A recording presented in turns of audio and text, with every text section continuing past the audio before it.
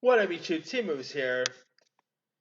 It's my throwback segment where I talk about the films that turns 10 and 20 this week. All right, the films that turned 10. One film is the comic Furry Vengeance, which stars Brendan Fraser, who portrays his character named Dan, who ends up taking a job overseeing the construction of a supposedly green housing development in Oregon woods. He thinks his greatest challenge will be helping his urban-oriented family, played by Brooke Shields and Matt Prokop, adjust to country life while trying to keep his demanding boss happy. But when the local animals ends up learning that Dan is in charge of the habitat destruction, the fur flies in a battle between man and nature. It's literally from the same director of Cruel Intentions. So there's that. Furry Vengeance is what on earth has happened to Brandon Fraser? Like, he's had some really decent stuff. I mean, come on, The Mummy, he was great in. I quite like Looney Tunes back in action. I don't care what anyone says. I always like Brandon Fraser. His career has been I mean, Furry Vengeance is one of them. It's one of Brendan Fraser's worst films. It's horrible. It's not funny. It's not even cute. It's just, oh man, Brendan Fraser really needs a comeback. I'm telling you that right now. Anyway, um, also turning 10, we got Harry Brown, which stars Micah Caine, who plays this recently widowed former Royal Marine who decides to take action against the teenage drug dealer terrorizing the and killing the residents of his South London neighborhood. It's Micah Caine, he was pretty cool in this. I really quite like Micah Caine playing this part. It shows that just because I believe he was like in his 70s. I can't remember how old he was when he did this, but the guy still has it. I mean, Michael Caine is just a man. He of course portrayed Alfred.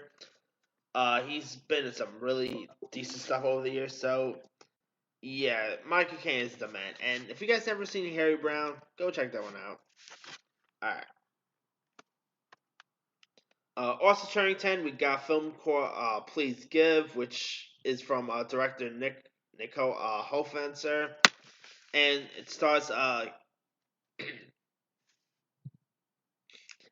Catherine Keener and Oliver Platt, who plays a couple who are wealthy New Yorkers who proudly state sells and make a tidy profit reselling items they brought cheaply.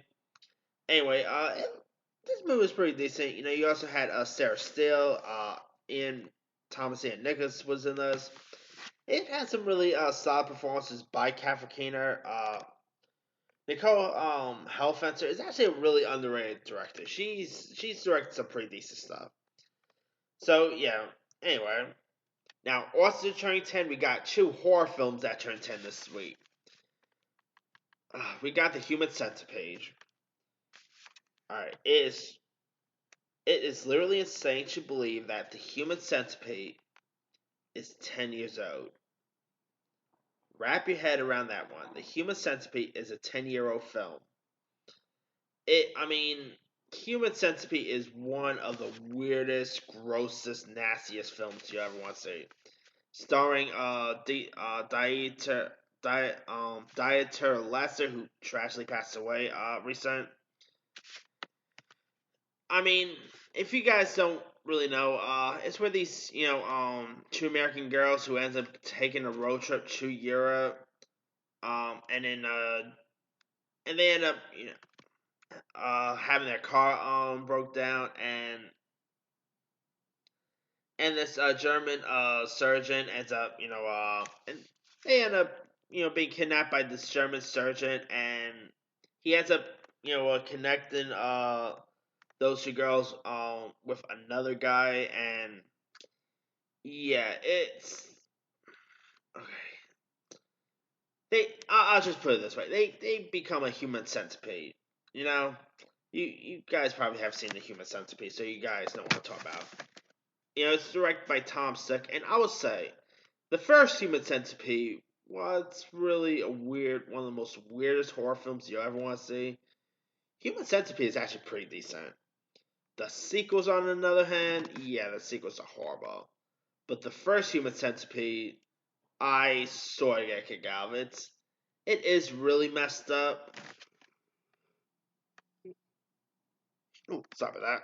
But it's pretty cool. So if you guys have not seen the first Human Centipede, go check that one out. It's one of the most weirdest films, but I get a kick out of watching it.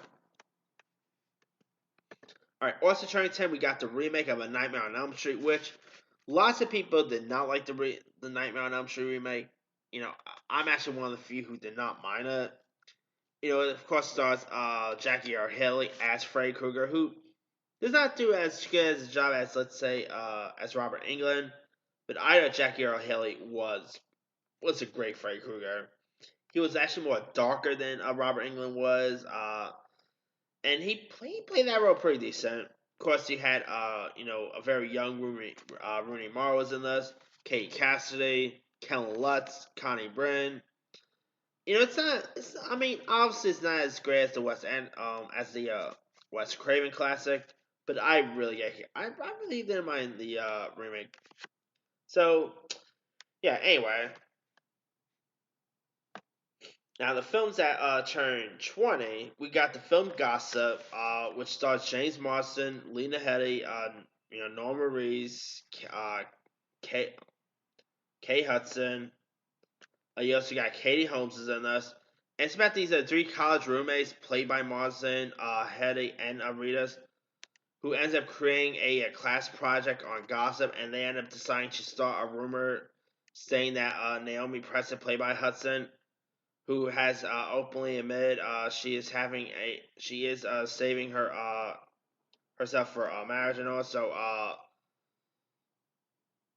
that ended up being seen at a crowd college but she ends up being seen at a college party getting intimate with her boyfriend Bo, played by Joshua Jackson, and they end up aiming to track the rumors to see how fast it spreads, and it's actually really messed up. Like, it's a very young James Marsden at the time. You got Kate Holmes, Joshua Jackson, who both, of course, appeared on Dawson Creek together.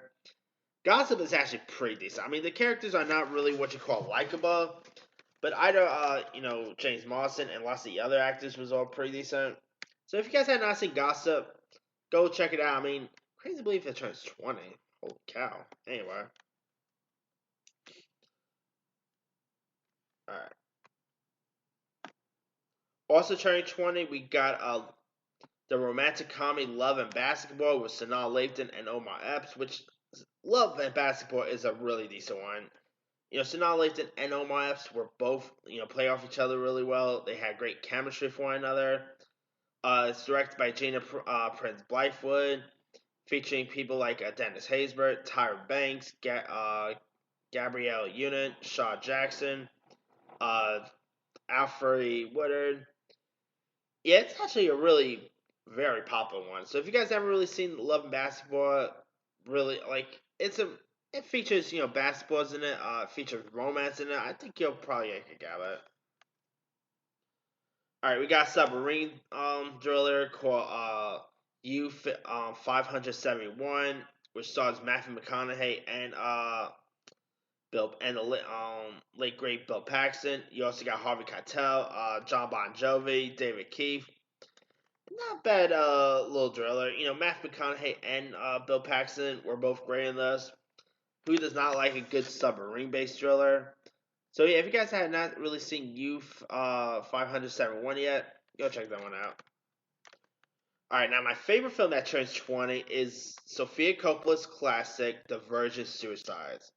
It's about a group of male friends who become obsessed with five mysterious sisters who are all sheltered by their strict religious parent in suburban Detroit in the mid 1970s. It also features the likes of Kristen Dunst, Kathleen Turner, James Woods, Scott Glenn, Danny DeVito, AJ Cook.